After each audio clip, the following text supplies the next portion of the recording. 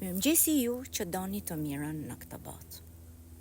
Ka njerëz në botë që sa po shohin atë qetësinë tënde, atë mençurinë tënde dhe heshtjen tënde, e ngatërojnë këtë për dobësi.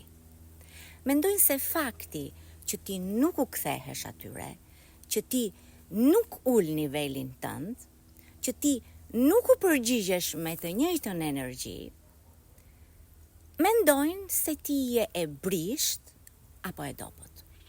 Por e vërteta është krejt ndryshe. Heshtja jote është maturi dhe jo dobësi.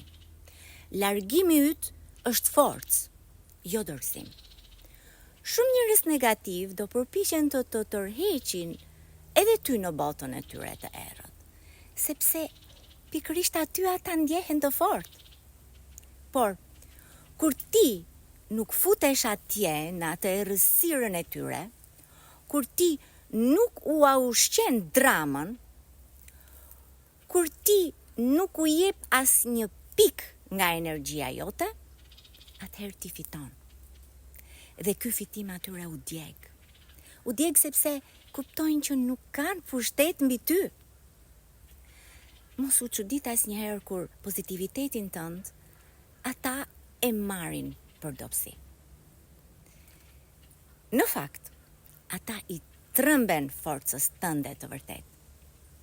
Sepse, kur ata bërtasin sa kanë fuqi, dhe ti nuk friksohesh fare, kur ata provokojnë të lëndojnë dhe ti as u jep fare rëndësi, kur ata përpiqen të provokojnë që edhe ti të veprosh si ata, por ti u kthejnë kurrizin me qetësi, kjo i të shmënd këta njerëz negativ.